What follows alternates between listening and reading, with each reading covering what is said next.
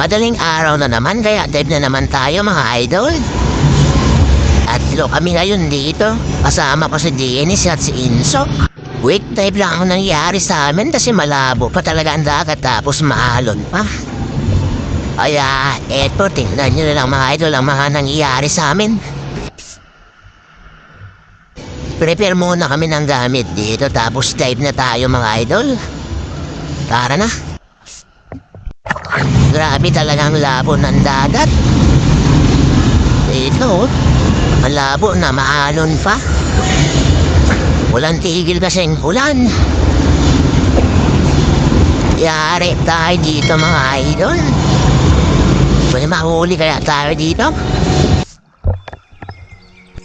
Ito nga, dalawa na sumalubong sa atin. Isang trumpet fish or trondo.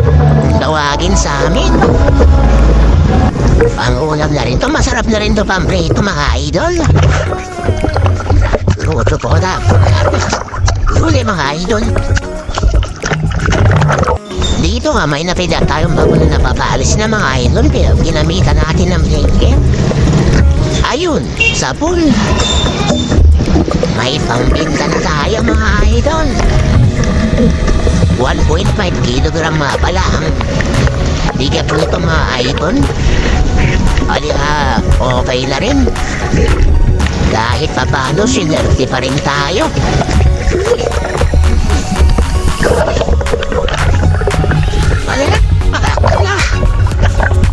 Isang kilo.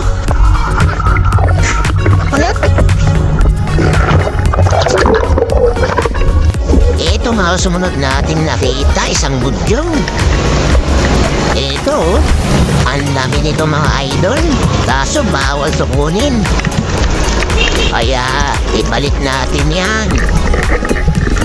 Hanap na lang tayo ng iba. Ito yung nakita natin, isang butete. For porcupine fish. Ito, malaki na rin to. Kaso hindi rin kami kumukuha niyan. Hindi naman to bawal. Pero hindi kami kumakain ito mga idol. Nakasanayan na namin. Pero yung ibang ispiro, sa ibang lugar kinukuha nila yan. May dalawang talakbugo tayo nakita dito sa ilalim ng bato or isang uri ng rabbit fish mga idol. Ito, pag nakakita ka nito, sigurado may kasama to. Laging may partner to. Hindi natin tinamaan kaya hindi ko na pinalikan yan. Tinaman na ako sumisid. Nakakita tayo dito ng malaking pusit mga idol. Sayang din to. Hindi ko nabuhat. Ang hilap. Nasa 3 guhit na sana yun. Mangulam na rin sana. Ito lang, may nakita tayong 3 danggit dito. Ito yung tinira natin, yung mas malaki. Ayun. Sa pool natin ang danggit. Nasa unahan lang yung dalawa. Ayun, oh. Kaso pagkasa ko ng pana, hindi ko na sila makita. Yep. Idol. Isa na namang busit ang nakita natin dito mga idol. Ayun, oh. Kaso may ilap na naman. Kaya hindi din natin nahuli ito. Nagpahabol. Tapos hindi ko na nasundan. Sobrang labis ng dagat. Kaya nakawala. Ito na yung lahat nating huli mga idol. Ilang pirasong isda lang tapos isang malaking bagulan. Ito yung pangalawang dive natin mga idol. Pangalawang gabi. Nag-try ulit kami. Dito pa rin sa spot na to. Pero ngayon medyo malinaw na ang dagat. Gabi nga pala ito. Yung una nating dive ay madaling araw. Ito naman gabi. Alas 7 na kami nakarating dito. Sa mga bago po sa channel ko, huwag niyo pong kalimutan mag-subscribe sa ating YouTube channel. Maraming salamat po. Anting na tayo ng bagulan. Okay, ready na lahat. Let's go. Ito ang unang sumalubong sa atin. Isang rabbit fish or danggit. Malapad na rin. Siguro mga 2 buhit na to.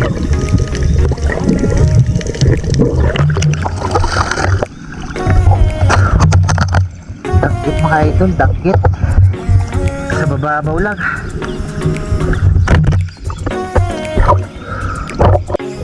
Ito yung pangalawa nating nakita, nakadapo sa lumot.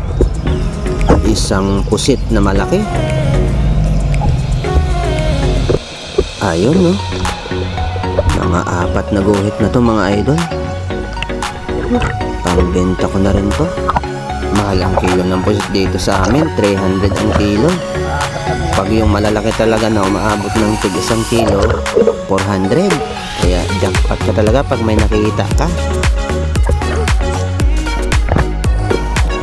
Dito naman isang kamag-anak ng danggit ang ating nakita.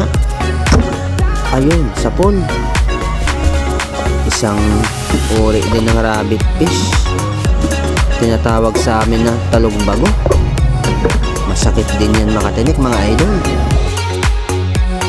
Hindi pala nakabaon yung sima, oh. Buti hindi nakawala.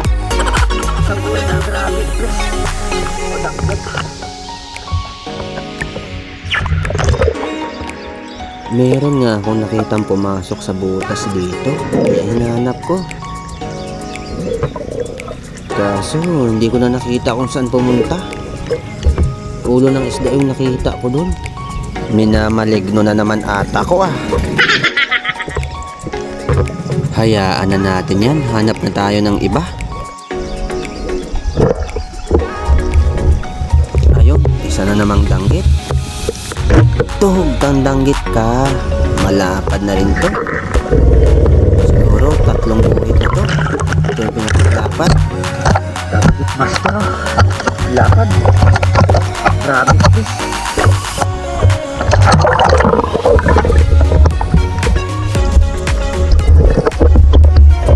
Ayun, danggit na naman. Tatago sa lumot. Sa pulkan danggit ka.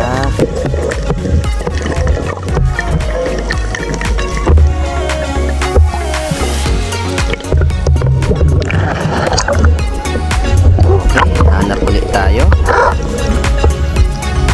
Ito, meron tayong nakita ditong isang tuhong ubrib. Ito yung mahirap na isda. Takbo ng takbo. Pag nailawan, buti hindi niya tayo napansin.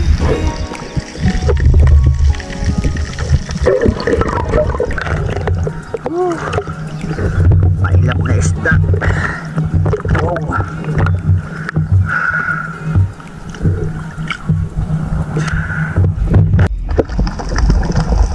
Sa paghahanap nga natin, ito yung nakita natin. Isang kanuping. Tuhog kang kanuping ka. Wala, hindi tinamaan, mga idol. Hinayaan natin yun, hindi na natin hinabol. Dito sa malalim na pat, may nakita tayong bagulan. Maliit lang pero pwede na rin to pang benta. Iniipon ko kasi ang mga pusit at bagulan. Tapos pag marami na, binibenta ko na.